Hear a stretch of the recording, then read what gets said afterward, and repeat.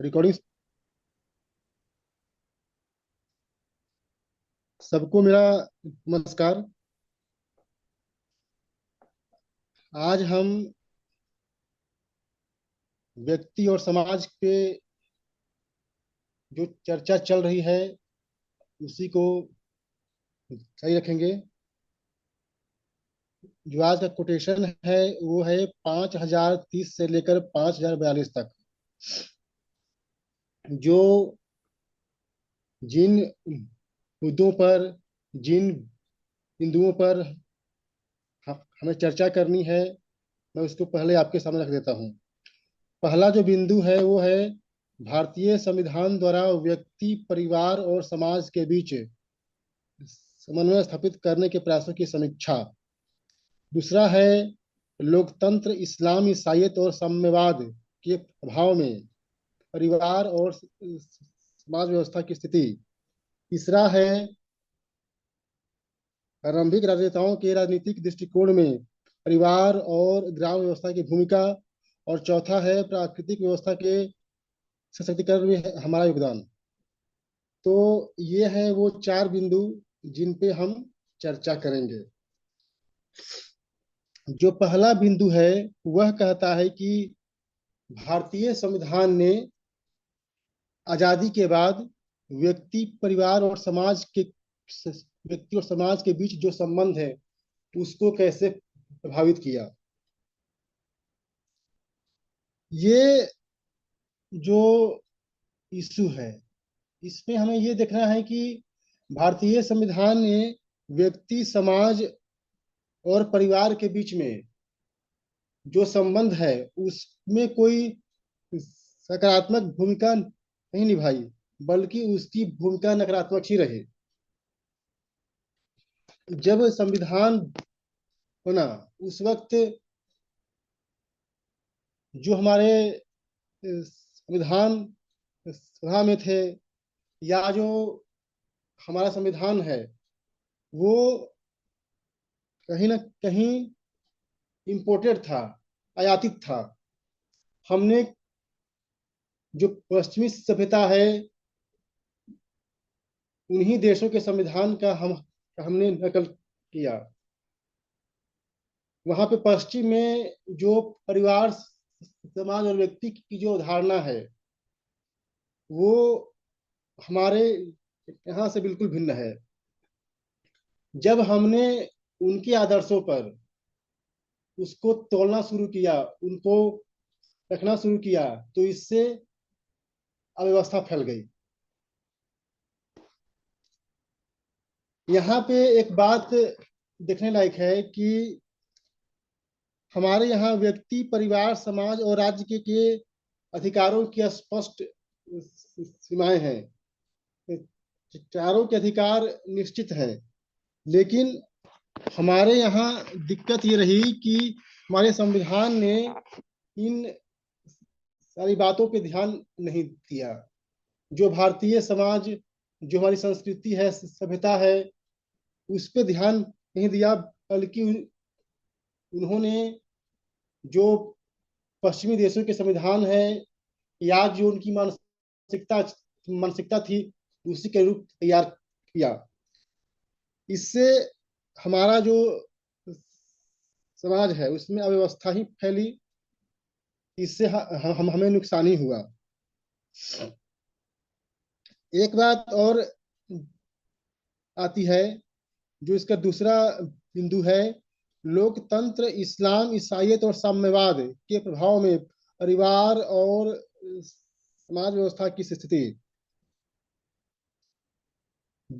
ये जो घालमेल है, लोकतंत्र, इस्लाम, ईसाईयत और साम्यवाद का जो घालमेल है, जो वर्तमान में चल रहा है हमारे देश में, वह धीरे धीरे परिवार व्यवस्था और समाज व्यवस्था को समाप्त कर रही है।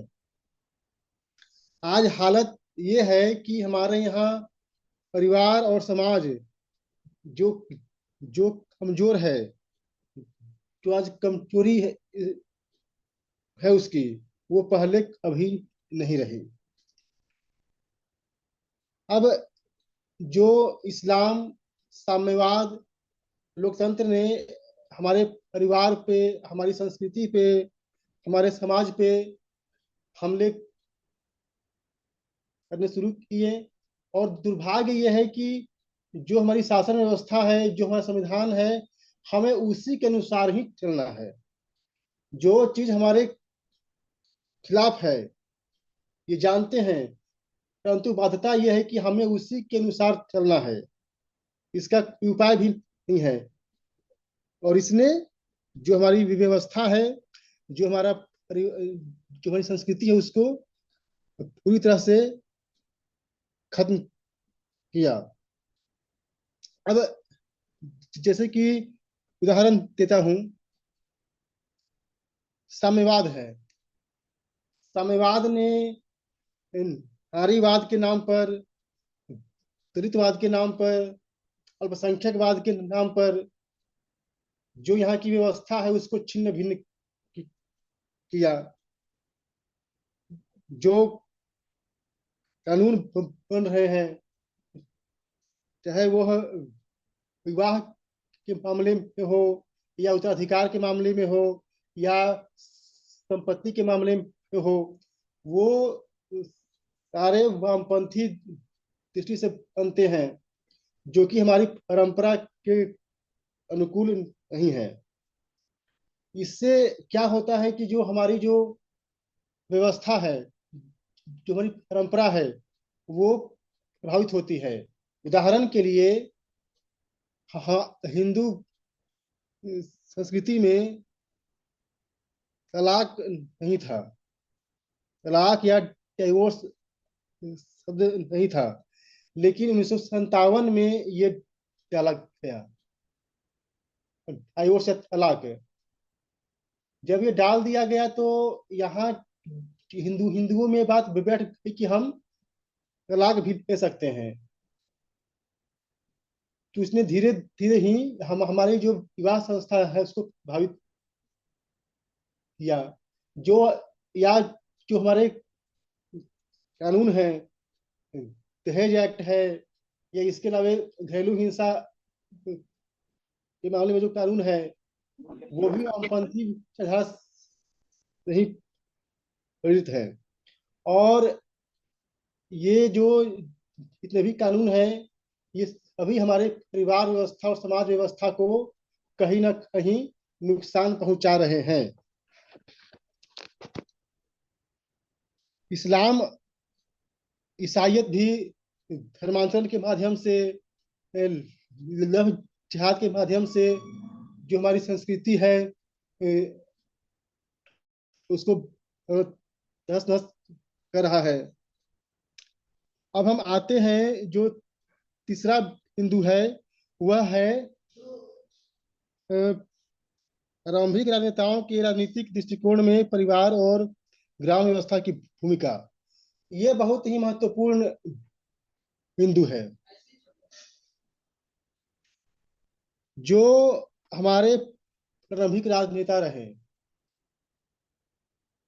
उनके मन में जो हमारी सामाजिक व्यवस्था है या पारिवारिक व्यवस्था है, उसके प्रति किसी भी तरह का आदर भाव नहीं था। ये बहुत ही कड़वी बात है, मगर ये सत्य है। अध, अधिकांश जो नेता थे उस वक्त, या तो वामपंथी थे, या फिर पश्चिमी प्रभाव में थे। जो हिंदू संस्कृति को मानते थे, या जो उस तरह के थे, उनकी संख्या बहुत कम थी। और वो उस जगह पे मौजूद नहीं थे जहां से कुछ कर सकते थे। नेहरू और अंबेडकर जैसे नेताओं ने मिलकर हिंदू कोड बिल लाया। जो हिंदू कोड बिल लाया गया, उसने जो हमारी हजारों सालों की जो परंपरा थी, जो हमारे विवाह, परिवार, उसे उत्तराधिकार के जो नियम थे, सबको उसने एक ही बार में खत्म कर दिया। और उसके जगह पे जो पश्चिमी सभ्यता पे जो आधारित कानून थे उसको यहाँ पे आया, जिसका परिणाम ये हुआ कि धीरे धीरे हमारा भी पश्चिमीकरण हो गया। आज स्थिति ये है कि हम जो अपनी संस्कृति है, सभ्यता है, उससे हम कट चुके हैं। एक बार नेहरू के पास फ्रेंच से फ्रांस से कुछ लोग मिलने आए। वे लोग भारतीय संस्कृति से काफी प्रभावित थे। उन्होंने आकर बोला कि देखिए, हम आपकी जो सभ्यता है, जो संस्कृति है, उसको हम अच्छा मानते हैं। हम चाहते हैं हम उसका प्रचार करें। नेहरू ने जवाब दिया कि हम तो इस संस्कृति को मिटाना चाहते हैं, इस संस्कृति को तो हम खत्म करना चाहते हैं। ये सुनकर वो लोग अवाक रह गए। नेहरू ने एक जगह बोला है कि आई एम एक्सीडेंटली हिंदू, मैं जो हूं एक्सीडेंटल हिंदू हूं। अब जो व्यक्ति के विचार इस तरह के हों, वो देश का पहला प्रधानमंत्री बन गया, तो फिर ये तो होना ही था। और परिवार और ग्राम व्यवस्था की तो बात ही अलग है। अब जो संविधान सभा में अधिकांश व्यक्ति थे, उन लोगों को जो हमारी ग्राम व्यवस्था है या परिवार व्यवस्था है, उसके प्रति उनको उतना जानकारी नहीं थी। इसीलिए उन्होंने इन बातों का कोई ध्यान ही नहीं रखा और उनके मन में जो आया कानून बना दिया। चौथा जो पॉइंट है, प्राकृतिक व्यवस्था के सशक्तिकरण में हमारा योगदान। ये जो प्राकृतिक व्यवस्था है, उससे हमारा आशय है या तो हम प्रकृति की बात कर सकते हैं, या इसे दूसरा आशय ये है कि जो हमारी प्राकृतिक अधिकार हैं या जो सामाजिक व्यवस्था है, उसके बारे में हम बोल सकते हैं। इसमें हमारा ये कहना है कि चाहे प्राकृतिक व्यवस्था हम हमारी जो रहे, चाहे जल जंगल जमीन हो, या हमारे प्राकृतिक या मौलिक अधिकार हो, या हमारी संस्कृति हो, उसको इम्पावर करना, उसको मजबूत करना हम सबका कर्तव्य है। चाहे वह व्यक्ति हो, समाज हो, राज्य हो या सरकार हो। और इस व्यवस्था में अनावश्यक हस्तक्षेप करना भी गलत है। ये जो बात है कि अनावश्यक हस्तक्षेप, काफी बड़ो है वो। देख रहे हैं कि कितने ही ले आया तू? चाहे जल हैं? जंगल हो या हम हमारी व्यवस्था, चावल नहीं सरकार या राज्य के द्वारा हस्तक्षेप हो रहा है। बड़ो। तो यही जो बातें थी मैंने आपसे बोली। तो आज का विषय है। इसी के साथ मैं अपनी वाणी को विराम देता हूँ। आप लोगों ने मेरी बात को सुना, धन्यवाद।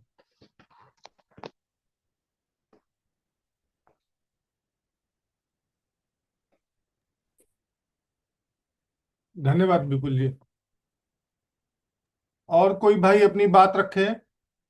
सभी बंधुओं को नमस्कार। जी भैया, बताएं। आज जो है भाई साहब हमारे एक पड़ोसी मिले हमको, और उन्होंने बताया कि भाभी जी आपकी निंदा कर रही थी। हमारे पड़ोस में एक भाभी जी हैं, पड़ोसी हैं। तो उन्होंने कहा, हमने कहा अच्छी बात है यार, इसके मतलब हम उनके कुछ खास हैं। कहना ऐसा क्यों? हम कहे वो अपनी पति का निंदा करती हैं, अपनी बेटी की निंदा करती हैं, अपने बेटे की निंदा करती हैं, अपनी माँ की निंदा करती हैं, और कभी कभी तो अपनी भी निंदा कर लेती। बस उनका ये बस नहीं चलता है कि वो अपने गाल पे थप्पड़ों की बरसात नहीं करती हैं। दुर्भाग्यवश हमारा समाज, हिंदू समाज ऐसे ही हो गया है। बिना ड्राइवर की गाड़ी हो गया है। और ऐसा क्यों हुआ? क्योंकि इस्लाम की एक धार्मिक व्यवस्था है जो उसके परिवार में दखल देती, उसके जीवन में दखल देती है। ईसाईयत की एक धार्मिक व्यवस्था है जो उसके परिवार और जीवन में दखल देती है। हिंदुज्म की ऐसी कोई धार्मिक व्यवस्था नहीं है जो उसके परिवार और उसके जीवन में दखल दे। हिंदुज्म एक ऐसी व्यवस्था है जो उसे स्वतंत्र मानव बना देता है। और ऐसी स्थिति में लोग धर्म से कंट्रोल हो रहे हैं और धर्म से जीवन को कंट्रोल कर रहे हैं। और हमारे यहाँ हमारे मनीषियों ने जो व्यवस्था दी है उसमें उन्होंने बताया है कि धर्म आपको स्वतंत्रता देता है, तो जीवन जीने के लिए व्यवस्था चाहिए। व्यवस्था कोई है नहीं। हम इतने गरीब हो गए थे, इतने दीनहीन हो गए थे। गरीब व्यक्ति व्यवस्था प्रयास नहीं रहता है। कितना भी प्रेम से आदमी आपको पानी दे, अगर उसके पास बढ़िया लोटा नहीं है, बढ़िया सोफा नहीं है, बढ़िया कपड़ा नहीं पहना है, तो आपको वो सम्मानपूर्ण हो सकता ना लगे।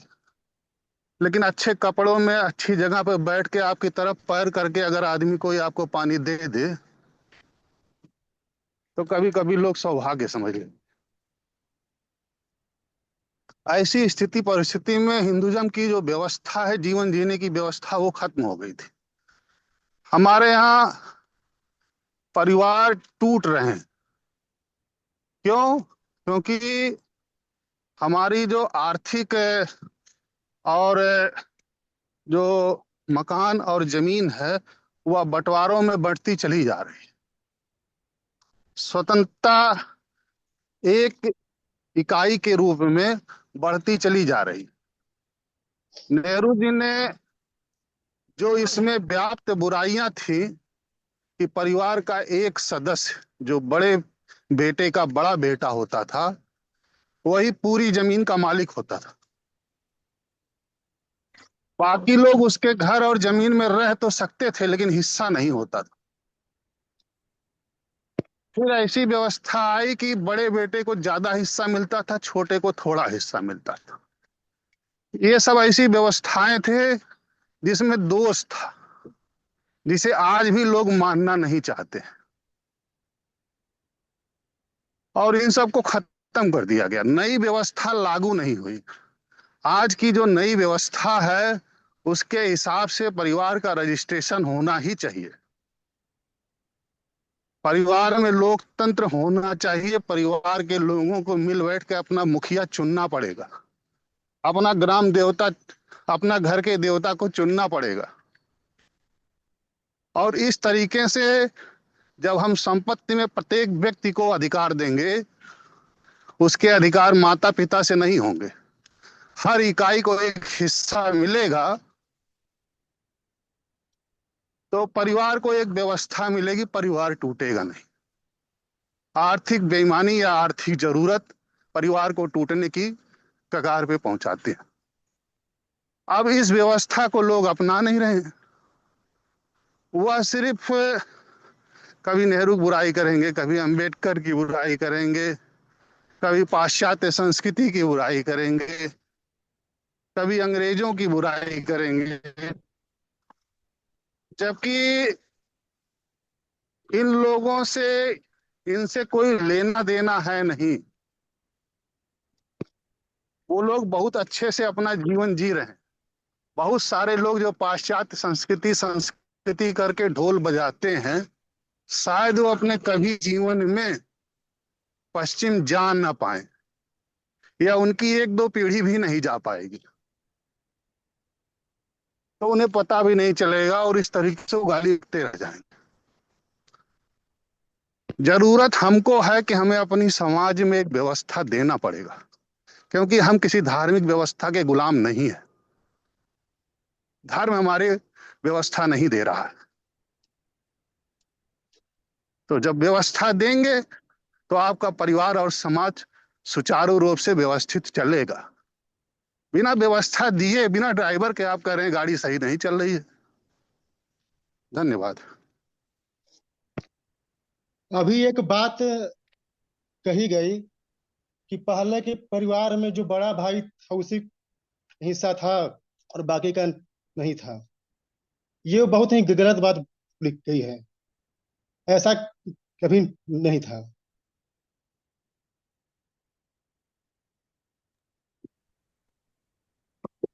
ठीक, और कोई भाई अपनी बात रखे? हाँ नरेंद्र जी, भाई साहब बताएं।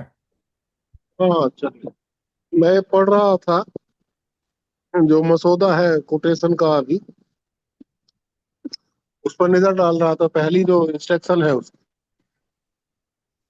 और वो है भारतीय संविधान द्वारा व्यक्ति, परिवार और समाज के बीच समन्वय स्थापित करने के प्रयासों की समीक्षा।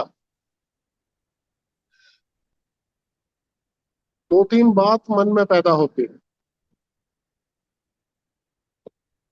एक तो ये कि भारतीय संविधान पारिवारिक व्यवस्था को सुदृढ़ करता हुआ कहीं प्रतीत नहीं होता है, समन्वय करता नहीं है। इसकी वजह से बिखराव की स्थिति ज्यादा बनी है। हम राजनेताओं को या किसी और चीज को दोष दें, ये कोई बहुत महत्वपूर्ण बात नहीं है, क्योंकि व्यक्ति पर प्रभाव आता है व्यवस्था के सिद्धांत का, और उस व्यवस्था का सिद्धांत जिस दस्तावेज में निहित होता है उसे ही संविधान कहते हैं। तो वहां उठने की बात है। दूसरी एक बात जो मेरी समझ में आती है वो ये है, हम लोग इस प्लेटफॉर्म पर तो अक्सर डॉक्टर अंबेडकर की इस बात को लेकर के आलोचना करते ही रहते हैं कि हिंदू कोड बिल का जो मसौदा था वो गलत था। वो मैं भी कुछ कुछ मानता हूँ, लेकिन हिंदू कोड बिल बनाने के पीछे जो मूल इंटेंशन मेरी समझ में आई है विभिन्न दस्तावेज पढ़ने के बाद डॉक्टर अंबेडकर की, तो उनके सचिव कोई रहे हैं और डॉक्टर अंबेडकर की भी जितना पढ़ा है उसमें ये बात समझ में आई है। डॉक्टर अंबेडकर का इरादा ये था हिंदू कोड बिल बनवाने के पीछे के दुनिया के और जितने भी धार्मिक व्यवस्थाएं हैं, ईसाइयत की, इस्लाम की, बौद्धिज्म की, ये जो भी कुछ है, उन सब में कोई ना एक ऐसा ढांचा है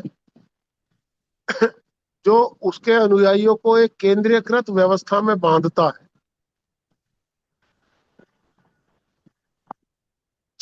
हिंदू धर्म में ऐसी कोई व्यवस्था नहीं है कि वो जो हिंदू धर्म के अनुयायी हैं उन्हें किसी केंद्रीयकृत ढांचे में बांधता हो, व्यवस्थित करता हो, या हम ये भी कह सकते हैं कि समन्वित करता हो। जब भी कोई ऐसी बात आती है, जरा से भी धार्मिक संघर्ष की बात आती है, तो हिंदुओं के ऊपर ये बात कही जाती है कि कहीं कोई ऐसी व्यवस्था बनती ही नहीं जिसमें एक व्यक्ति दूसरे से अपने आप को श्रेष्ठ ना समझता हो, और जिसमें कोई भी व्यक्ति जब लाभ लेने की बात आती है तो अपने आप को नीचा साबित करने से बाज आता हो।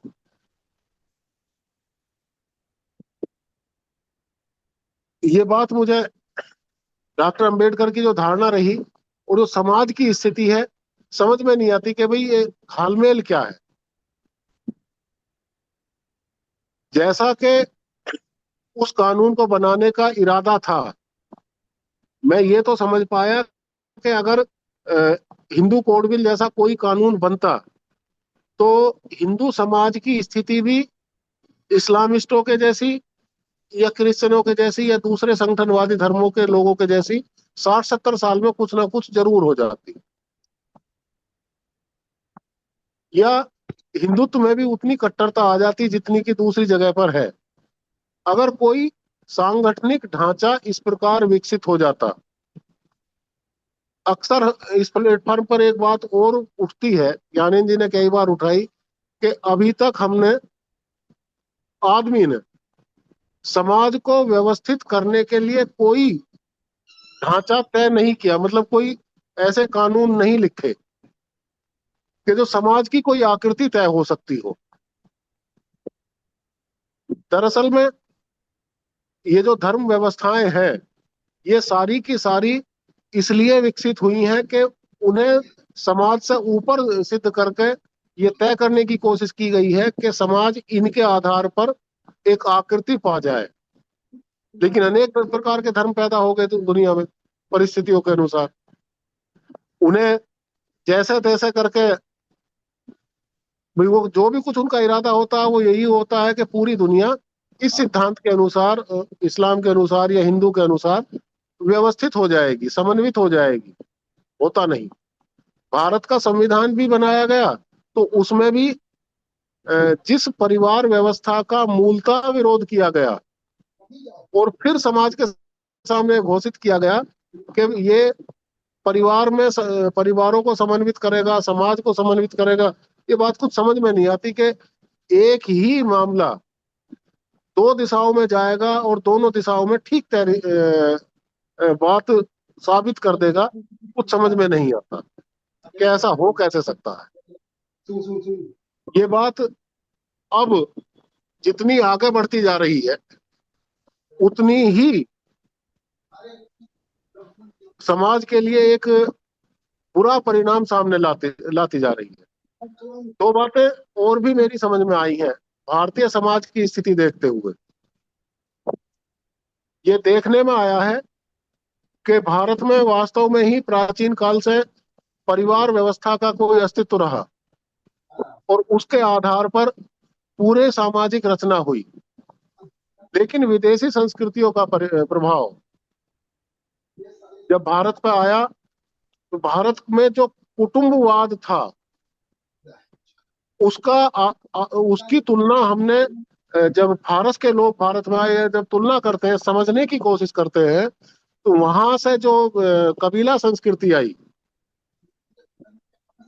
उससे हमने अपने कुटुंबवाद की तुलना कर ली, जबकि ये दोनों अलग अलग विषय हैं। क्योंकि कुटुंबवाद में उस प्रकार से शादी विवाह नहीं होते हैं जैसे कबीलों में होते हैं, वहां का नियम। उस प्रकार के सामाजिक संबंध भी नहीं बनते हैं जिस प्रकार के कबीला एक अलग स्थिति पैदा करता है, वो परिवार और कुटुंब जो है वो एक अलग स्थिति पैदा करता है। अब ये चीजें कितनी आगे बढ़े और कितनी व्यवस्थित रहे, इन्हीं सब चीजों के लिए व्यवस्थित करने के लिए संविधान जैसी विषय वस्तु की आवश्यकता रही। लेकिन जब हम संविधान के पन्ने पलटते हैं तो वो उसने इंडिविजुअल को इतना ज्यादा स्वतंत्र करने की तरफ अपना दृष्टिकोण पेश किया समाज के सामने कि परिवार जैसी संस्था कहीं छूट गई, कहीं खो गई। परिवार अगर कोई जिंदा है भारत में तो वो उसका परंपरागत सोच समझ का ढांचा जिंदा है, नहीं तो संवैधानिक व्यवस्था ने तो उसे तहस नहस करने में कोई कमी छोड़ी नहीं। इस प्रकार से ये सारी तुलनाएं हो और एक ऐसा दृष्टिकोण प्रस्तुत हो जिसके आधार पर ठीक दिशा में हम थोड़े बहुत जा सके, और जो पारिवारिक दशा हो गई है अब गांव देहात में भी, क्योंकि गांव में जब हम जाते हैं तो देखते हैं पंचायत चुनाव का मामला लगा लो, कुछ भी, उसमें वहां इतना ज्यादा संघर्ष है कि आदमी को शहर का जीवन ज्यादा सुलभ लगने लगा। ये स्थिति मतलब भयंकरतम है कहीं भी है पूरे देश में। जैसे जितना भी मैं जा पाया गांव देहात में, अपने इलाके का तो अनुभव है ही, लेकिन दूर दराज में भी काफी गया, वहां ये विषय जरूर आया कि गांव का जीवन सामाजिक तौर तरीकों के आधार पर शहर की तुलना में ज्यादा मुश्किल हो गया, और इसका सबसे बड़ा कारण परिवारों का कमजोर हो जाना हुआ है। और कमजोर हुए हैं परिवार, तो उसका कारण ये है कि इंडिविजुअलिज्म, व्यक्तिवाद बहुत ज्यादा ऊपर के स्तर पर चला गया। तो भारत का संविधान तो परिवारों में समन्वय की कोई बात करता नहीं है, ऐसा लगता ही नहीं है कहीं। भले ही डॉक्टर अंबेडकर ये बना, उनकी इंटेंशन ये रही थी, उनकी, मेरी नहीं, कि सारा समाज इस प्रकार संगठित हो, हिंदू समाज जैसा इस्लाम की थ्योरी है, लेकिन वो परिवार को तो तोड़ करके इस प्रकार चला गया कि अब उसे समन्वित करना बड़ा मुश्किल हो गया। क्या ये बात होगी और कैसे ये एक प्रकार से इस सिद्धांत पर काम हो पाएगा, ये भविष्य की बात हो सकती है। लेकिन जब हम इस तरफ देखते हैं तो भारत के संविधान को इस पूरी विषय वस्तु का दोषी मानते हैं। हाँ, जहां तक हिंदू मैथोलॉजी की बात है, जो मुझे समझ में आई है, निश्चित रूप से उसमें संगठन जैसी विषय वस्तु का कोई प्रभाव रहा नहीं, जो उसकी सोच समझ है। हिंदुत्व की धारणा को स्वीकार करने वाले लोग इस प्रकार संगठित हो ही नहीं सकते हैं जिस प्रकार भारत में सिखिज्म को की धारणा को मानने वाले लोग भी हो जाते हैं। इस्लाम तो बेहद सांगठनिक स्थिति है, वहां की तो बात ही छोड़ी है। तो यहाँ व्यक्ति को ज्यादा स्वतंत्र होकर के रहना सिखाया, लेकिन उसमें स्वच्छंदता विकसित नहीं हो पाई, और उसका का आधार जो हम समझ सकते हैं, उसका आधार परिवार बनता है या समाज व्यवस्था भी बनती है, जो कि भारत की परंपरागत थोड़ी थी। अब उन परंपरागत स्थितियों में भी कई बार ऐसी बात आ जाती है सामने कि हम परंपरागत स्थितियों को ही सर्वोपरि मानने लगते हैं। ऐसा हो आवश्यक दिखाई देता है कई बार कि उन परंपरागत स्थितियों को थोड़ी सी समीक्षा की जाए, और जो यथार्थ के अनुकूल न रह गई हैं उन्हें हटाते हुए जो उचित धारणाएं हैं, अगर उनको हम ज्यादा आगे बढ़ाने का प्रयास करें, तो मेरे ख्याल में भारत की सामाजिक स्थिति और ज्यादा संतुलित बन सकती है। ये मेरा सोचना समझना था, मैंने अपनी बात। धन्यवाद ज्ञानेंद्र। ज्ञानेंद्र भैया, हाँ विपिन भैया बताएं। अ, मेरी उम्र 31 साल की हुई है, और इन सब में जैसे बड़े होते होते जब मैं गांव समाज परिवार की स्थितियों का जो अवलोकन किया है, जो मैं देख रहा हूँ, हमको लगता है कि हमारे जो संविधान निर्माता थे, मैं पूरी संविधान सभा को कह रहा हूँ, उन्होंने जो एक आधुनिक भारत की कल्पना की, उनके शायद आधुनिक भारत की कल्पना में भारत का गांव, भारत की परिवार व्यवस्था, भारत की समाज व्यवस्था शायद नहीं रही। पूरे संविधान में कहीं ऐसी एक झलक नहीं मिलती है जहां ये दिखाई दे कि इन सबको, इन सब सारी चीजों की समझ तो उस समय रही होगी, लेकिन शायद क्योंकि यूरोपीय सभ्यता जो है, या एक पश्चिमी सभ्यता कह लें, उससे ज्यादा प्रभावित होने के कारण भारत को जो है एक मतलब एक यूरोपीय देश बनाने का प्रयास शायद इन लोगों ने किया होगा, उसकी रखी होगी। आप देखिए ना, अभिव्यक्ति की आजादी के नाम पर आज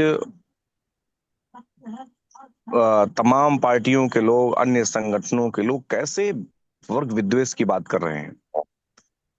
आज कहाँ, मतलब कहीं भी परिवार को महत्व संविधान में नहीं दिया गया। आज गांव की स्थिति देख लीजिए, जो अभी कुछ डिस्कशन जो है उसमें कह रहे थे नरेंद्र जी कि गांव में आज वास्तव में एकदम कठिन परिस्थितियां हो गई हैं। आज आप देखेंगे कि जातीय भेदभाव इतना बढ़ गया है, और आप जब समाज में चलेंगे तो एक कटुता की भावना आ गई है लोग हर समय चुनाव में जी रहे हैं। पूरा गांव जो है एकदम राजनीतिमय हो गया है। आपसे व्यवहार भी अब राजनीति देख के बन रही है। मतलब कोई भी सामाजिक संबंध अब नहीं रह गया है। अभी हम लोग जैसे उत्तर प्रदेश में हैं तो उत्तर प्रदेश की स्थिति को बता रहे हैं। समानता, स्वतंत्रता, अभिव्यक्ति की स्वतंत्रता, इन सब ने इतना रौंद दिया है गांव समाज को, इतना बेकार कर दिया है कि भारत को भारत नहीं रहने दिया। भारत को मतलब एकदम खत्म करने की, तोड़ने की पूरी प्लानिंग जैसे संविधान निर्माताओं ने की हो, ऐसा एक प्रतीत होता है। तो यह हम लोगों के लिए तो बड़ी कठिन स्थिति है, बड़ी दूभर स्थिति है। आज पार्टियों के लोग खुलेआम खड़े होकर के हिंदू मुस्लिम की बात करते हैं, जात जाति की बात करते हैं, 80 और 20% की बात कर रहे हैं। मतलब कि कहीं से भी ये बात हो रही। भी राहुल गांधी का एक वीडियो हमने देखा, किसी यूनिवर्सिटी में वो बैठे हुए थे और वो यहां तक बातें कह रहे हैं कि भाई अब ठेके में जो है, कॉन्ट्रैक्ट में फला फला जाति को मिला कि नहीं मिला स्थान। उसके बाद एक जगह मैं उनको कहते हुए पाया कि भाई प्राइवेट उसमें जो है आरक्षण होना चाहिए। मतलब देश को कहाँ तक ये लोग लेके जाएंगे, कितने नीचे तक लेके जाएंगे कि आदमी से आदमी को जब तक ये लोग लड़ाई नहीं करवा देंगे। गांव में तो उन्होंने विभाजन करवा ही दिया है। हर पार्टियों के मानने वाले लोग यहाँ मिलेंगे, उसी के अनुसार उनके रिश्ते हो रहे हैं, व्यवहार हो रहा है। गांव बिखर चुका है। परिवार की स्थिति यही है। परिवार में आज आप देखेंगे जो है तो थोड़ी थोड़ी बात पे मैं देखता हूँ, क्योंकि थोड़ा सा सक्रियता रहती है स्थानीय स्तर पे, तो मैं देखता हूँ कि पुलिस वाले कैसे परिवार को, मतलब अगर परिवार परिवार ने लड़ाई कर ली है तो समझाने वाला कोई नहीं है। सीधे मतलब कि दोनों में और टकराहट उत्पन्न करवा दी जा रही है। यही समाज भी चाह रहा है, यही प्रशासन भी चाह रहा है, यही सारे लोग भी चाह रहे हैं। तो स्थिति तो बहुत बुरी है। अब स्थिति बिना व्यवस्था के, परिवर्तन के स्थिति सुधरने वाली नहीं है। संविधान में एक मतलब भारतीय विचारधारा जब तक नहीं घुसेगी, भारतीय जो सामाजिक व्यवस्था है, जब तक उसको प्रमुखता से पारिवारिक व्यवस्था को स्थान नहीं दिया जाएगा, तब तक यह स्थिति बनी रहेगी। मित्र, धन्यवाद। धन्यवाद विपिन जी। और कोई भाई?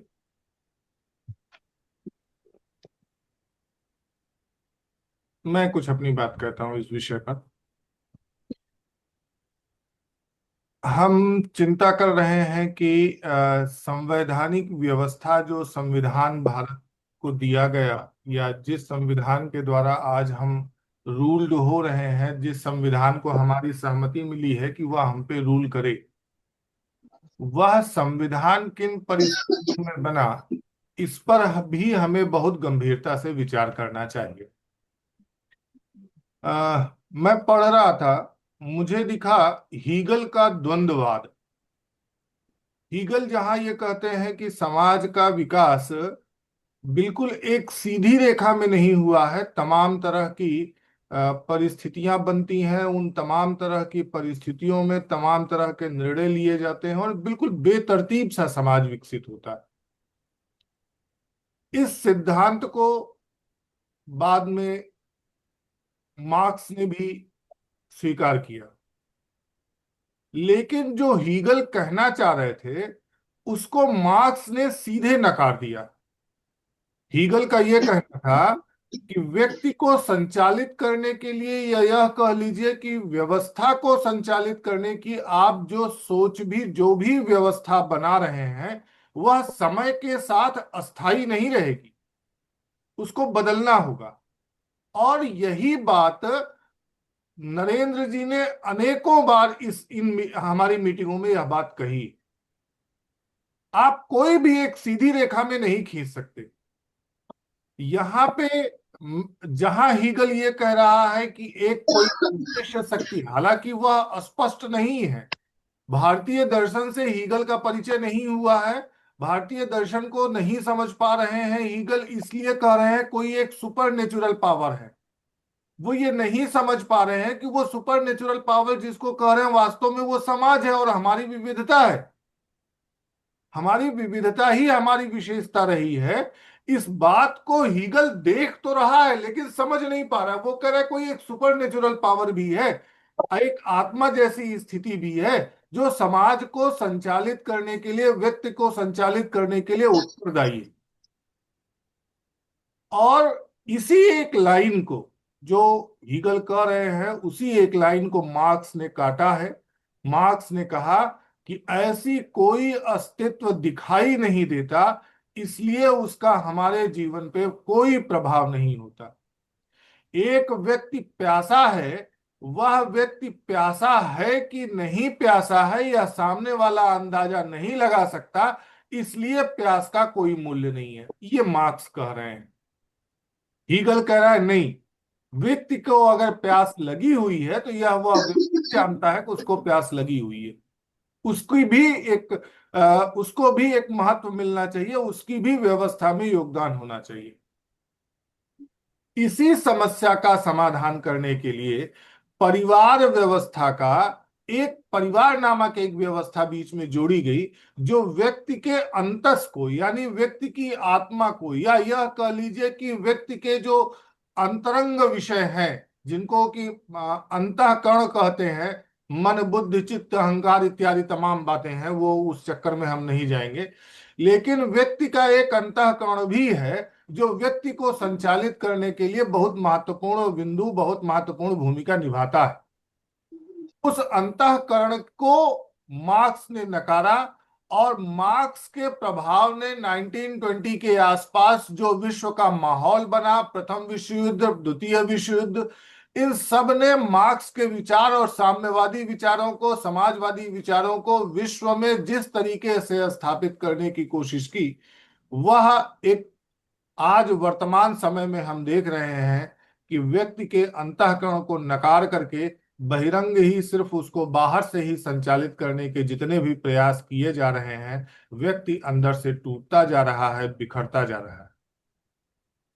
यहां पे एक चीज और विशेष तौर से मैं कहना चाहूंगा कि व्यक्ति को संचालित करने वाली या व्यक्ति को नियंत्रित करने वाली राज्य के अलावा एक इकाई और भी है। भारत में अगर देखा जाए कि क्या राज्य के अलावा कोई एक ऐसी इकाई हो सकती है जो व्यक्ति को संचालित करे, तो वह केवल एक निकलती है, वह है परिवार।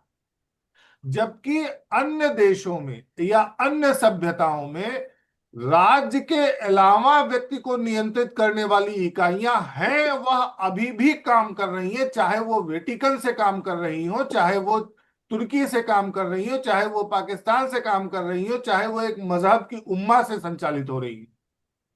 लेकिन हिंदुओं के पास ऐसी कोई व्यवस्था नहीं है जो राज्य और व्यक्ति के बीच में एक कड़ी बननी चाहिए। और वह कड़ी ना होने का दुष्परिणाम यह है कि दुनिया की सबसे माइक्रो कम्युनिटी होने के बावजूद अल्पसंख्यक इसको विश्व समाज नहीं मानता है, और इसको हर तरीके के, हर बुराई का जड़ मान लिया जाता है, ठीक वैसे ही जैसे यहूदियों को। हमारी बात विश्व पटल पर करने वाला कोई नहीं। हमारी बात राजनीतिक मुद्दों के रूप में या किसी भी रूप में आने वाला कोई एक इकाई नहीं है जो कि इसको ठीक से रख सके। तो होता क्या है, जैसा विपिन जी ने कहा कि मोहल्ले में लड़ाइयां हो रही हैं, घर में ही लड़ाइयां हो रही हैं, जिसके साथ व्यक्ति सो रहा है उसके साथ ही उसको शत्रु सबसे बड़ा बनाया जा रहा है, और यह सारा कुछ बिखरता जा रहा है केवल एक चीज ना होने की वजह से, वो है राज्य और व्यक्ति के बीच की एक कड़ी, जिसको मार्क्सवाद पूरी तरह से नकारता है। मैंने जो समझने की कोशिश की, हॉब्स को पढ़ा, मैंने लॉक को पढ़ा, हीगल को पढ़ा, जो समझ में आया मार्क्स की एक सबसे बड़ी भूल है। और दुनिया आज पागल हुई पड़ी है, जिसको लग रहा है कि मार्क्स ही सबसे अच्छी बात करे, मार्क्स ही सबसे बड़ी बात करे, पूरी दुनिया का मार्गदर्शन कर रहे हैं। परिवार व्यवस्था वह व्यवस्था है जो व्यक्ति को स्वयं में नियंत्रित रहना सिखाती है। राज्य व्यवस्था कानून के भय से नियंत्रित करती है, और परिवार व्यवस्था व्यक्ति को अंदर से, स्वयं से नियंत्रित करती है, और परिवार व्यवस्था पूरी तरह से टूट गया है।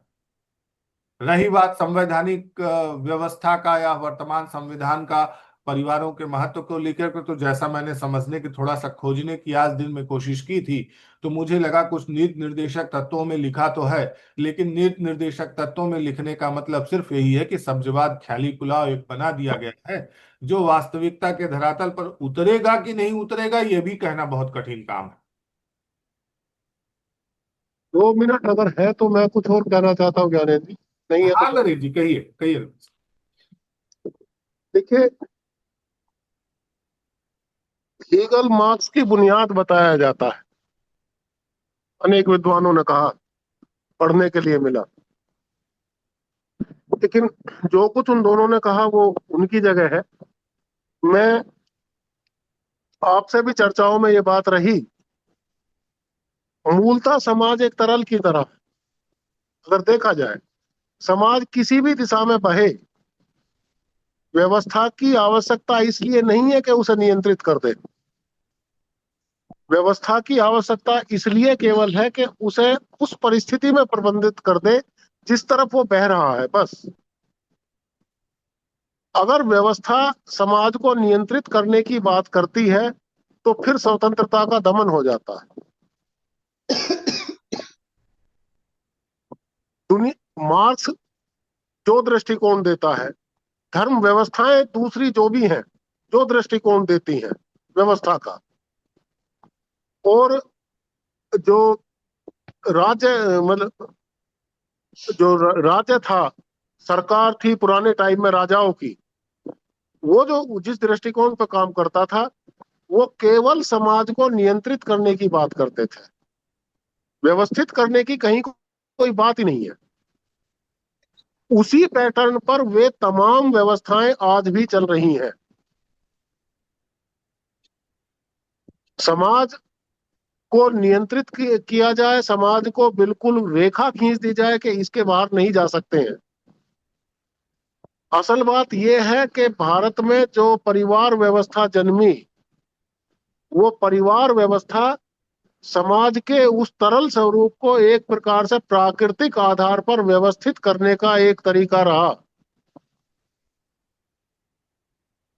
कि कोई प्राकृतिक आधार पर व्यक्ति उच्छृंखल ना हो जाए, अनियंत्रित ना हो जाए, किसी प्रकार उसे व्यवस्थित रखा जाए। परिवार व्यवस्था इसलिए विकसित हुई क्योंकि भारत की परिवार व्यवस्था में कहीं कोई ऐसा दृष्टिकोण मिलता नहीं है जब युद्ध के लिए कोई उकसावा हो, किसी पर नियंत्रण के लिए कोई उकसावा हो, या ऐसा कोई प्रयास हो। जबकि दुनिया में जो कबीलाई व्यवस्था है भारत के बाहर, उनका जब हम देखते हैं स्तर, तो निश्चित रूप से वे तमाम कबीलाई व्यवस्थाएं आपस में इसलिए लड़ती रहती थी कि तुम्हें मेरे वर्चस्व में रहना है, तुम्हें मेरे वर्चस्व में रहना। भारत की ये परिवार व्यवस्था समाज को ज्यादा सटीक और तार्किक आकृति देती है। उसे नियंत्रित करने की कोई उनके अंदर कोई जज्बा ही नहीं है, कोई सोच समझ भी विकसित नहीं करते। इसीलिए भारत धार्मिक आधार पर कभी संगठित ना हुआ, बल्कि मैं तो यहां तक कहूंगा कि भारत की जो सामाजिक स्थिति रही उसके आधार पर क्या बता, जो भारत की जो स्थिति रही वो परिवार व्यवस्था के आधार पर उसे स्वतंत्र होकर के रहना सिखाया, और धार्मिक संगठनवाद भारत में बिल्कुल विकसित नहीं हुआ। ये बात ये भी कही जा सकती है कि भारतीय लोग मौलिक रूप से स्वराज्य की अवधारणा को समझते हैं।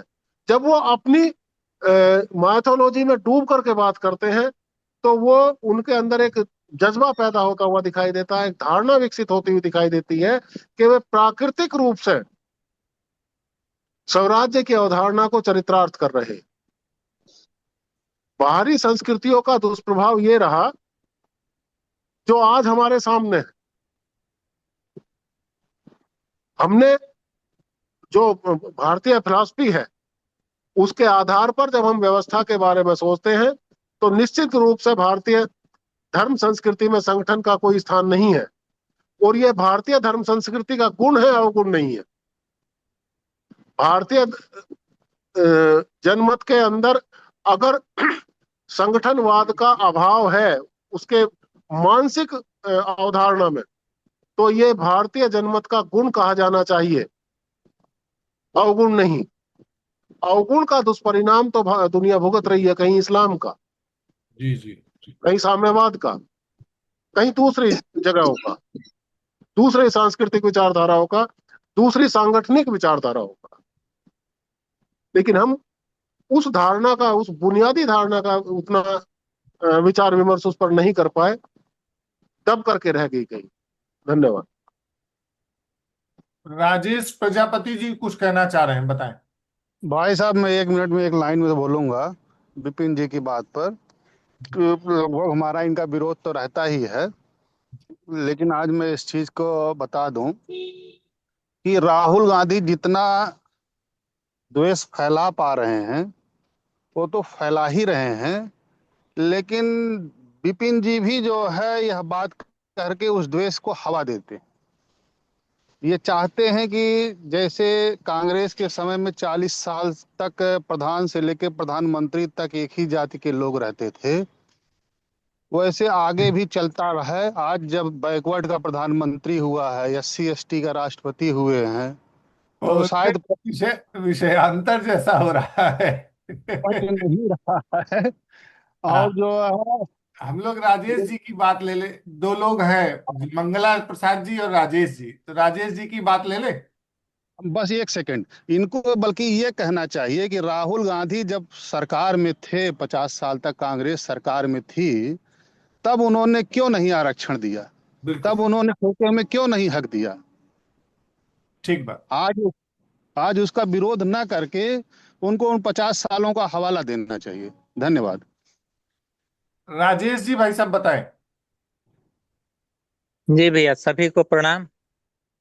मैं परिवार व्यवस्था, ग्राम व्यवस्था और समाज व्यवस्था पर थोड़ा सा बात रख रहा हूँ जो समझ में है। मैं नरेंद्र भैया जो बार बार बोले कि प्राकृतिक आधार पर परिवार व्यवस्था, ग्राम व्यवस्था, समाज व्यवस्था इस तरह की बने तो अच्छी है, इस बात से मैं भी पूरी तरह सहमत हूँ। क्योंकि संविधान के अनुसार या कानून के आधार पर या पाश्चात्य आधार पर यदि व्यक्ति सोचे कि हम ग्राम व्यवस्था को, परिवार व्यवस्था को, समाज व्यवस्था को ठीक करें, तो मेरे विचार से ये ठीक नहीं हो पाएगा। पहले के समय में गांव के लोगों को या गांव जंगलों में लोग रहते थे, तो केंद्र में जो कानून बना, संविधान बना आज से 50 साल पहले, 100 साल पहले, उस आधार पर गांव के लोग कहाँ चलते थे?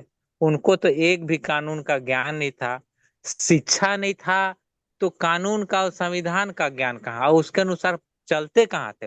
वो तो परिवार व्यवस्था, ग्राम व्यवस्था, समाज व्यवस्था स्वतः ही जरूरत के अनुसार, जलवायु के अनुसार, वहाँ का जो स्थानीय है, पहाड़ी क्षेत्र है कि मैदानी क्षेत्र है कि पठारी क्षेत्र है, उसके अनुसार स्वतः ही परिवार व्यवस्था, ग्राम व्यवस्था, समाज व्यवस्था बन गई। उस समय तो लोग को इतना वाहन नहीं थे, जहाज नहीं थे कि विदेश जाए, इतना पैसा नहीं था, तो जब बड़े बड़े शहरों से संपर्क नहीं था, तो वो शहर वाले या शहर का कानून या शहर का जो सुख सुविधाएं इनके परिवार व्यवस्था और समाज व्यवस्था को कैसे बदलती? वो सब नेचुरल ढंग से बना था और वही ठीक था। अब हम चाह रहे हैं कि पाश्चात्य के प्रभाव के चलते परिवार व्यवस्था बिगड़ गया। ये मैं भी स्वीकार कर रहा हूँ कि पाश्चात्य का देन है। लेकिन यदि अन्य देशों से हम लोग का संपर्क नहीं होता, यहाँ के नेताओं का संपर्क नहीं होता, यहाँ के व्यापारियों का संपर्क नहीं होता, तो क्या आज भारत जितना विकास किया, रोड के मामला में, फैक्ट्री के मामला में, सुख सुविधा के मामला में, क्या इतना विकास करता? तो दोनों चीज नहीं हो सकता है। पाश्चात्य से करेंगे, से संपर्क बनाएंगे, अन्य देशों से विकास करेंगे तो विकास भी होगा।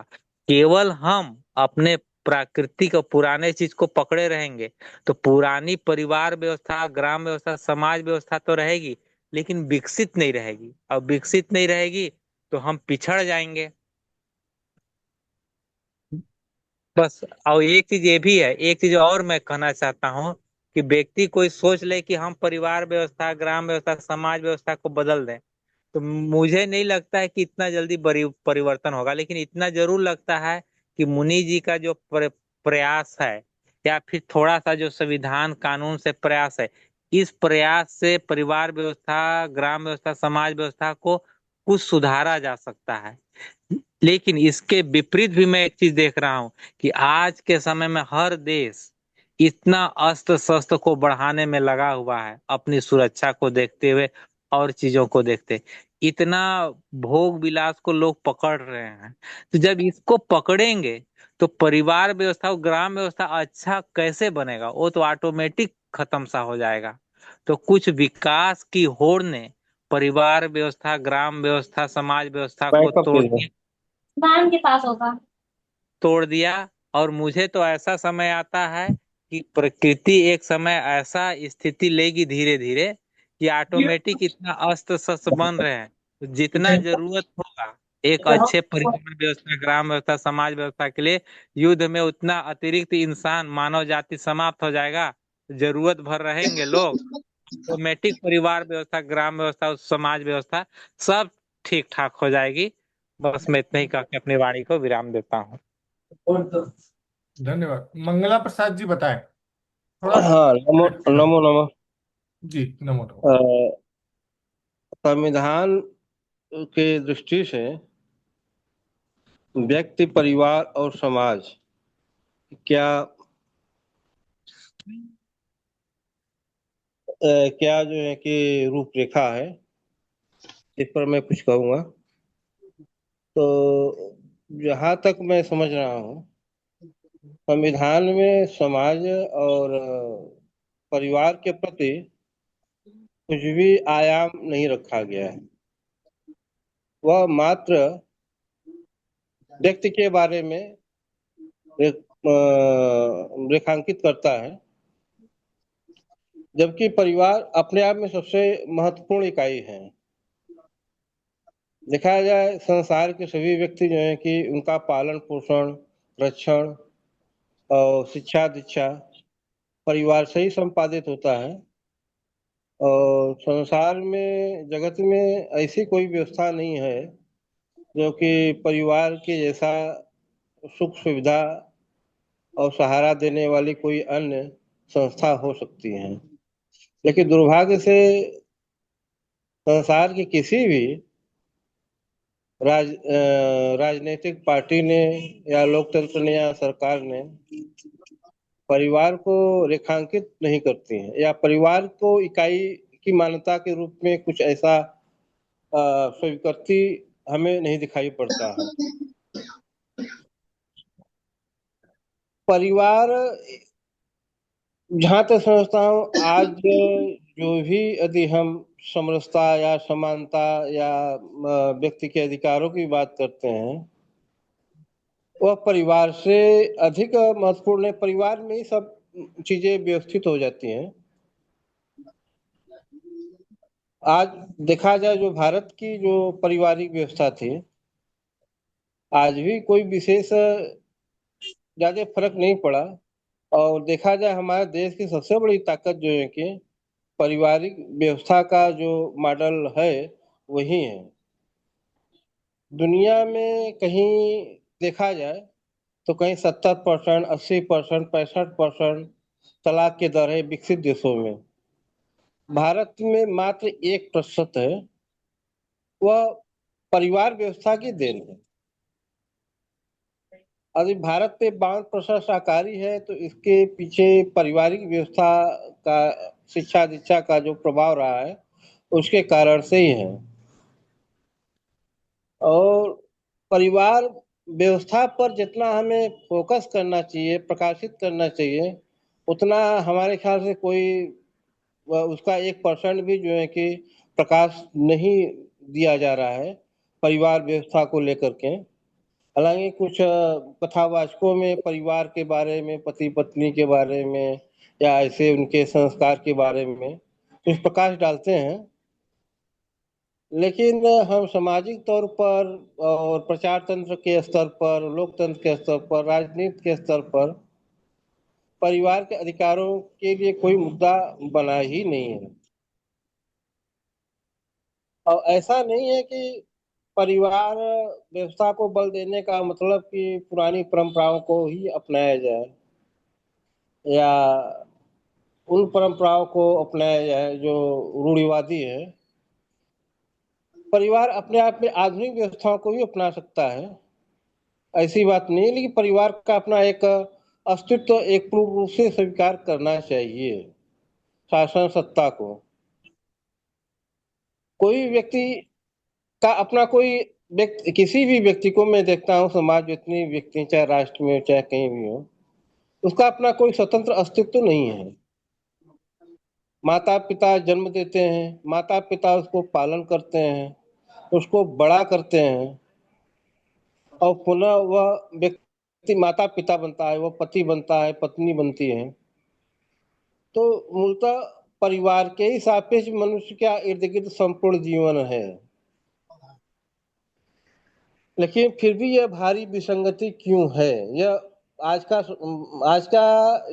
क्या पूरे समाज का यह सबसे बड़ा प्रश्न होना चाहिए कि यह विसंगति क्यों है कि परिवार पर प्रकाश क्यों नहीं डाला, परिवार व्यवस्था को बनाने की तरफ कोई विधान या व्यवस्था क्यों नहीं बन पा रही है परिवार के सापेक्ष, जबकि वही एक ऐसी व्यवस्था है जो कि सारी समस्याओं को दूर कर सकती है, व्यक्तिगत समस्याओं को और सामाजिक समस्याओं को।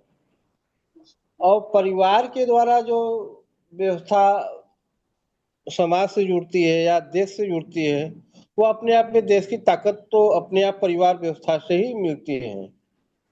और जहाँ पर जंगली जीवन जी रहे हैं बहुत से ऐसे देश हैं, दक्षिण अफ्रीकी देशों में, जहाँ पर परिवार व्यवस्था का कोई विशेष प्राविधान नहीं है और पशुवत स्थिति है आदिवासी क्षेत्रों में, उनसे क्यों कौन सा राष्ट्र को ताकत मिलती है?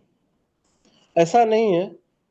एक सुव्यवस्थित परिवार ही राष्ट्र को ताकत दे सकता है कि एक सुव्यवस्थित परिवार ही अच्छे नागरिक को जन्म निर्माण कर सकता है।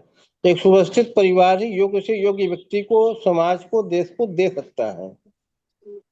लेकिन हम सुव्यवस्थित परिवार के तरफ क्यों नहीं जा रहे हैं? आज जितने भी महापुरुष हुए हैं वो सुव्यवस्थित परिवार की ही देन है, चाहे महात्मा गांधी रहे हों, चाहे नेहरू जी हों, चाहे पटेल जी हों, या जो भी से महापुरुष हो, एक सुव्यवस्थित परिवार से ही उत्पन्न हुए हैं और जो है कि उन्होंने देश समाज के लिए बहुत बड़ा कार्य किया। ऐसा कोई व्यक्ति हमें नहीं दिखाई पड़ता है जो कि अव्यवस्थित परिवार से पैदा हुआ हो और कुछ कर सका हो, क्योंकि उसको कहीं न कहीं माता के द्वारा या पिता के द्वारा संस्कार मिले जिससे वह प्रेरित हुआ, वह समाज के अंग के रूप में, या जो परिवार है उनका सपोर्ट पा करके जो है कि अनाथ व्यक्ति को यदि कहीं उच्च स्तर पर पे तो वो किसी न किसी परिवार के पृष्ठभूमि से उसको सपोर्ट मिले। कोई ऐसा व्यक्ति नहीं है कि जो सीधे जो है सरकार से उसको मदद मिले और उसका सारा विकास कर दे। कहीं न कहीं किसी पारिवारिक व्यक्ति से या परिवार के अंतर्गत ही किसी व्यक्ति का विकास हुआ है। परिवार के बाहर में किसी का विकास नहीं दिखता हूँ, या पारिवारिक पृष्ठभूमि से रहित व्यक्ति से मैं किसी का विकास नहीं दिखता हूँ। बड़े बड़े साधु संत महात्मा भी पैदा हुए हैं तो पारिवारिक पृष्ठभूमि से उनका एक ऐसा संस्कार पड़ा जिससे वह करते जाइए यार। हाँ, उच्च आदर्शों को, मापदंडों को उन्होंने स्थापित किया। हाँ मुनि जी कुछ कह रहे थे? भाई साहब थोड़ा शॉर्ट करिएगा। हाँ नहीं ठीक है, हम बस हमारी बात समाप्त हो रही है।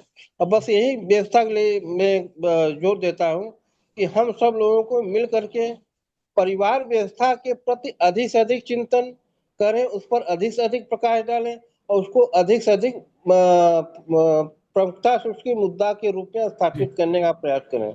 इसी साथ मैं अपनी बात को समाप्त करता हूँ। धन्यवाद। धन्यवाद सर।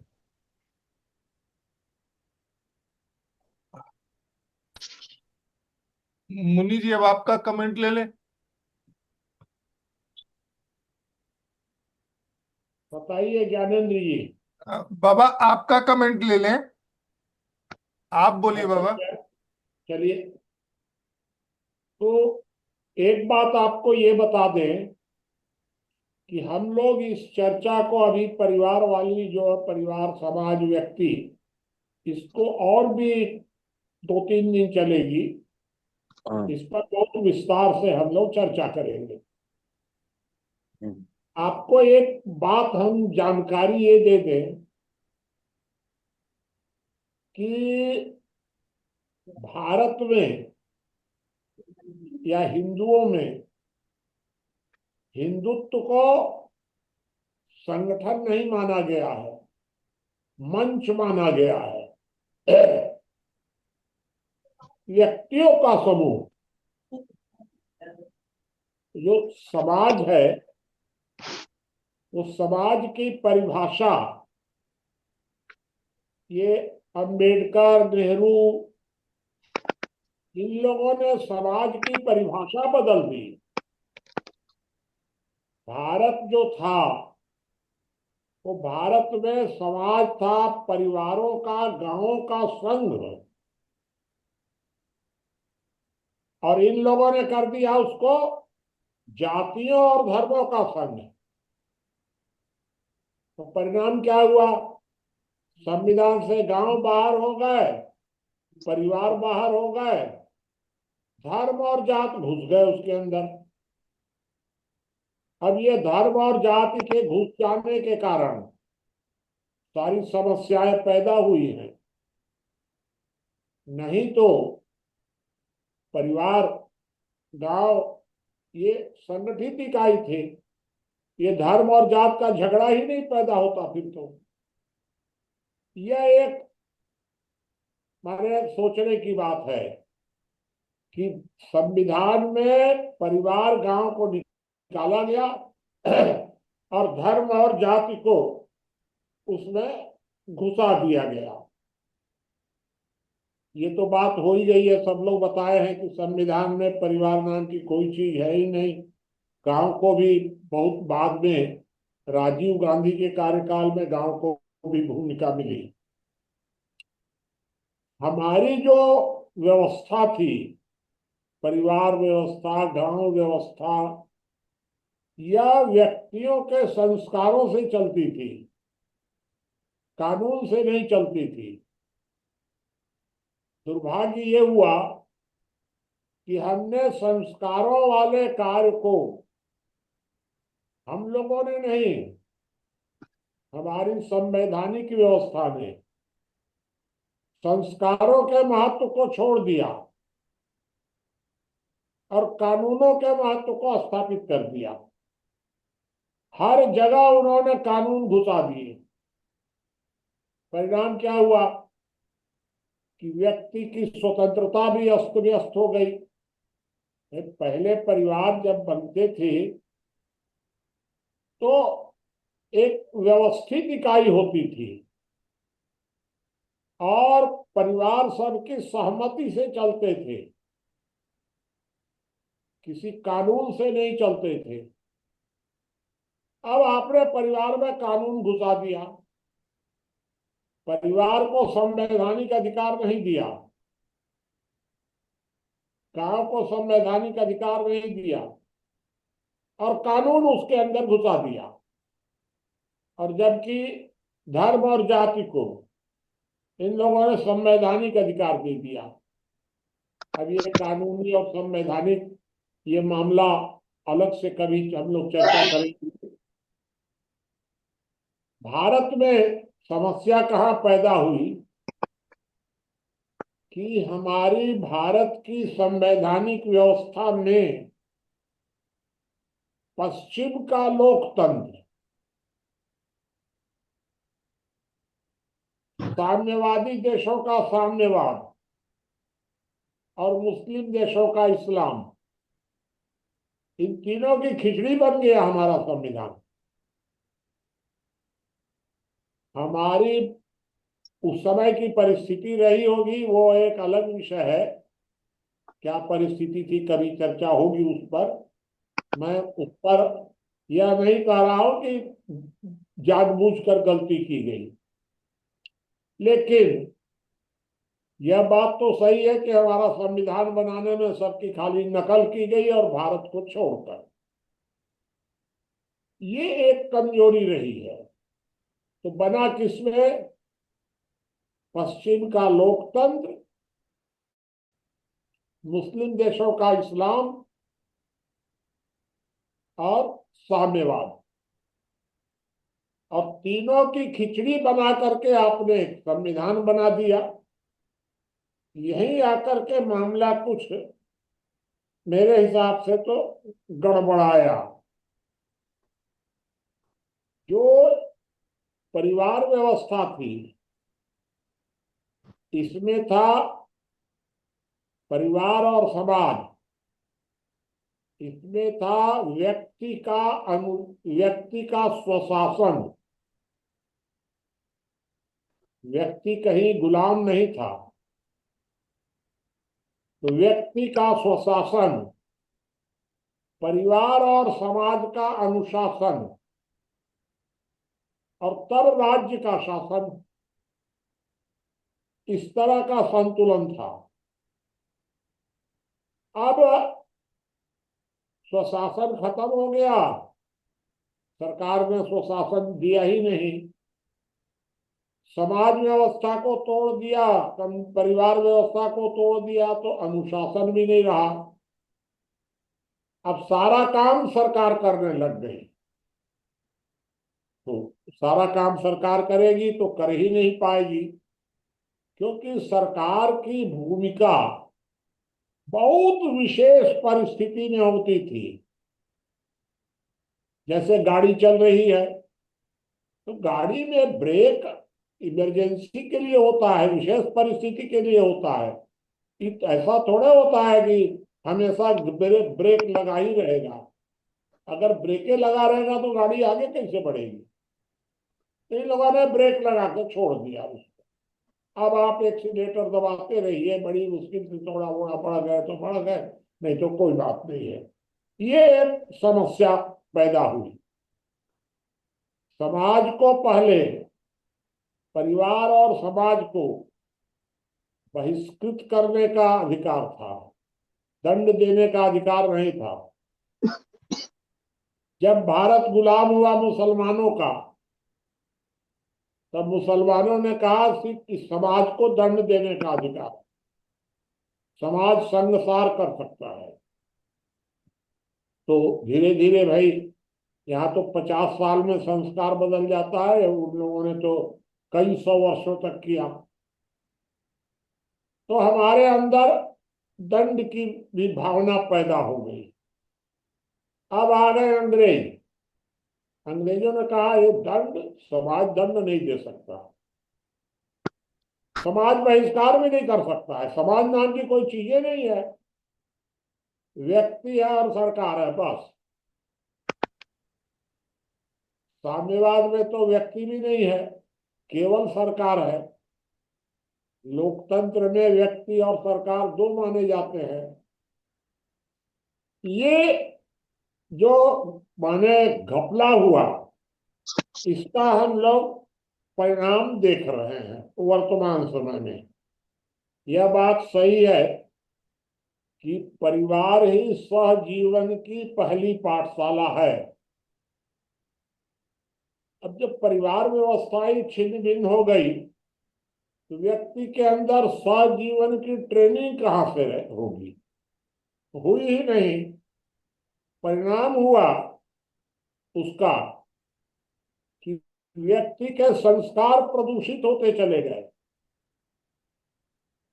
और यह जो संस्कारों का प्रदूषण है, ये एक परिवार व्यवस्था के टूटने में भी इसका महत्वपूर्ण आधार रहा है। तो इसलिए एक बात और आई है कि हमारी जो धार्मिक व्यवस्था है, इसको संगठन का रूप नहीं लेना चाहिए, क्योंकि ये तो मंच है। यह बात सही है, लेकिन परिवार एक संगठन है, गांव भी एक संगठन है। तो मैंने जो पहले आपसे कहा कि हम लोगों ने परिवार और गांव को किनारे करके और जिस तरह हम लोगों ने धर्म और जाति को संगठन बना दिया, उसके कारण सारी समस्याएं पैदा हुई।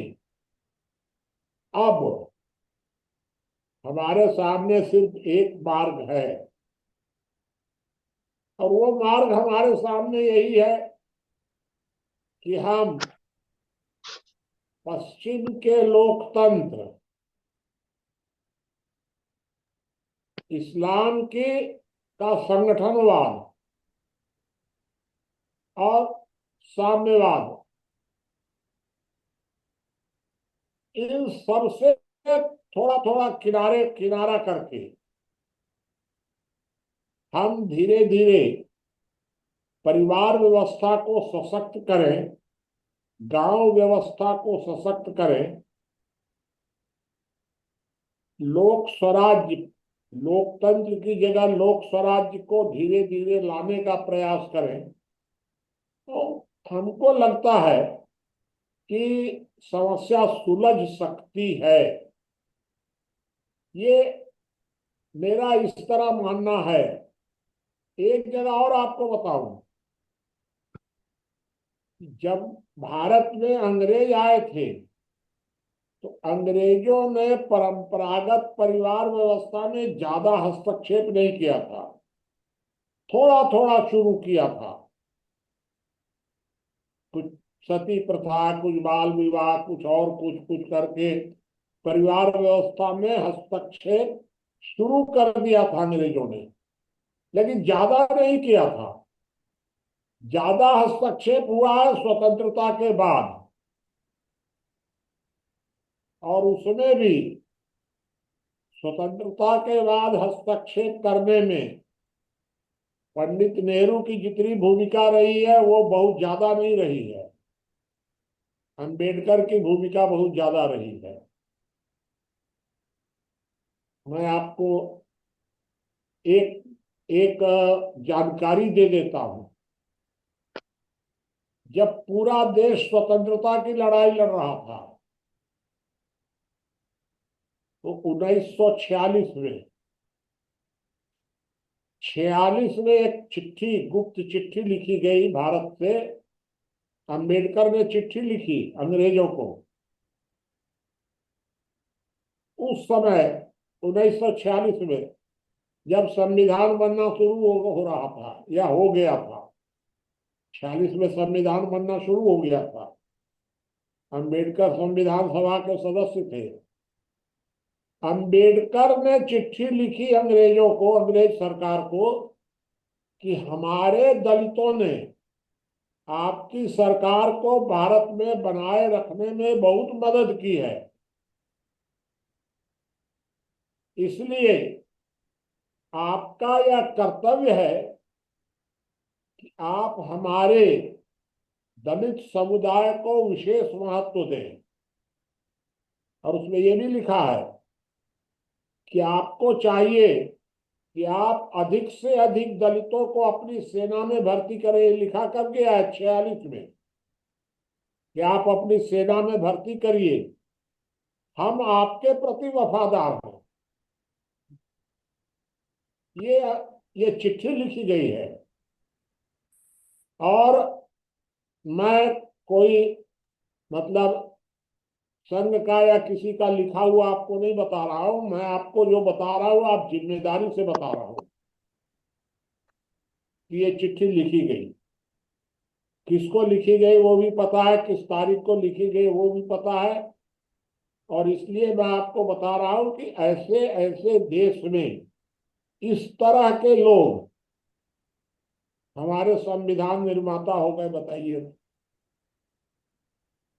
चलिए ठीक है, आगे आप लोग बताइए।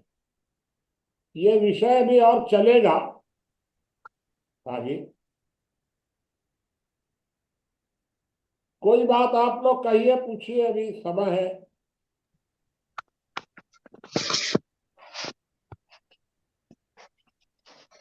मैंने जो अम्बेडकर जी के बारे में कहा उस पर भी आप पूछ सकते हैं, कोई बात, हमको कोई दिक्कत नहीं है उसको। क्योंकि मैं तो ऑन रिकॉर्ड आपको कह रहा हूँ ना।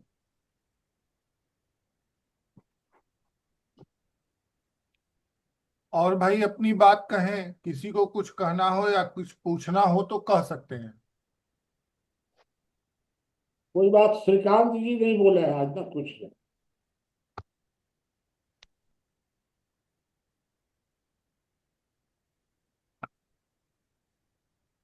आचार्य जी, ब्रजेश जी,